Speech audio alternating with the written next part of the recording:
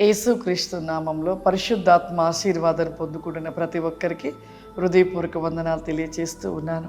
ప్రతి దినము పరిశుద్ధాత్మ ఆశీర్వాదాన్ని మనం పొందుకుంటూ ఉండాలి. ప్రతిరోజు ప్రార్థన చేసుకుంటున్నారా?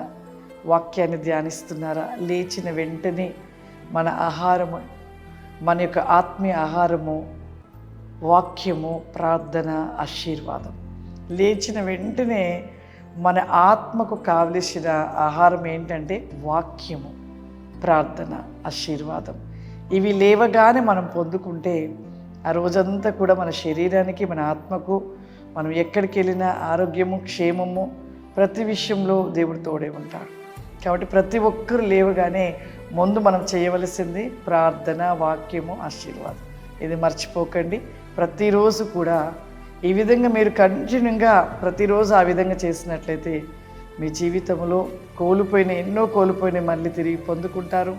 దేవుడు ఆశీర్వాదాన్ని పొందుకుంటారు. ఈరోజు పరిశుద్ధాత్మ దేవుడు మనకి ఇస్తూ ఉన్న వాగ్దానము రోమీలకు రాసిన పత్రిక 3వ అధ్యాయము 11వ వచనము.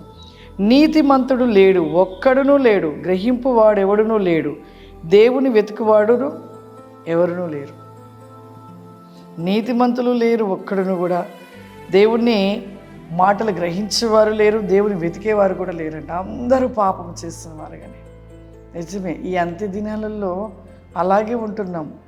నీతిని కలిగి నడిచేవారు ఎంత తక్కువ. ఎక్కడ చూసినా అన్యాయం, ఎక్కడ చూసినా మోసమే. క్రైస్తవులు మోసమే చేశాడు. అందరిలో కూడా ఒక మోసమైన ఈ రీతిలో పరిగెడుతూ ఉన్నాం. నీతి, యథార్థత, సత్యాన్ని లేని వారిగా ఉంటున్నాము.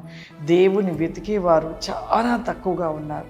ఎంత భయంకరమైన దినాలలో జీవిస్తున్నాం. ఎటు చూసినా భయంకరమైన ప్రళయాల వంటివి, యుద్ధాలు వంటివి, వ్యాధుల వంటివి ఎన్ని సంభవిస్తున్నాయి అంటే పరిశుద్ధ గ్రంథంలో ప్రతిదీ కూడా నెరవేర్చబడుతూ ఉంది. కానీ ఇంకనూ మనము తెలుసుకుని వారిగా ఎంతకాలం వరకు కూడా ఇలా ఉన్నట్లయితే మన మరణము, మన స్థితి, మన యొక్క పరిస్థితులు ఏమైతో తెలియదు. ఈ సమయంలో అయినా, ఇక చివరి సమయంలో ఉంటున్నాము. మనము సరి చేసుకొని నీతిని మార్గంలో నడవాలి, యథార్థత జీవితంలో జీవించాలి. దేవుని వెతుకువారిగా మనం ఉన్నట్లయితే ఖచ్చితంగా ఈ క్షణంలో ఏమైనా పర్వాలేదు, రేపైనా ఏమైనా పర్వాలేదు, రానున్న రోజులలో ఏమైనా పర్వాలేదు, పరలోకం చేరతామని ఒక నమ్మకము, స్థిరం అనేది మనలో నిలిచిపోతుంది. అది ఎప్పుడు నిలుస్తుందంటే నీ జీవితంలో నీ ఉండే విధానం నీకు తెలిసిపోతుంది. కాబట్టి ప్రతి విషయంలో నమ్మకము, యథార్థత, నీతి, సత్యం అన్నీ కలిగి ఉన్నట్లయితే ఖచ్చితంగా ఇప్పుడు చనిపోవడానికి కూడా సిద్ధపడతాం కదా. అలాగే మనం సరి చేసుకొని దేవుని యందు మరి ఎంతో దేవుని వెతుకువారుగా నిలిచి ఉందాం. ప్రార్థన చేసుకుందాం. సర్వశక్తివంతుడా, దయగల తండ్రి, నీకు వందనాలు చెల్లిస్తూ ఉన్న ప్రభువా, ఈరోజు నాయన పరిశుద్ధాత్మ ఆశీర్వాదం ఎంతమంది బిడ్డలు ప్రభువా చూస్తూ ఈ యొక్క ఆశీర్వాదం పొందుకుంటున్నారు ప్రభువా. ప్రతి బిడ్డను దీవించండి, ఆశీర్వదించండి.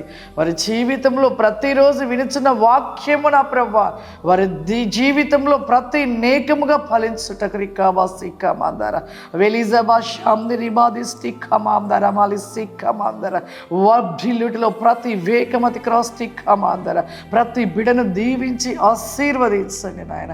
వికౌరి మై కాల్బి శిలాసిముని దయచేయమని యేసు నామములో నడుస్తున్నాను తండ్రి. ఆమేన్. God bless you. దేవుడు మిమ్మల్ని దీవించును గాక. ఆమేన్.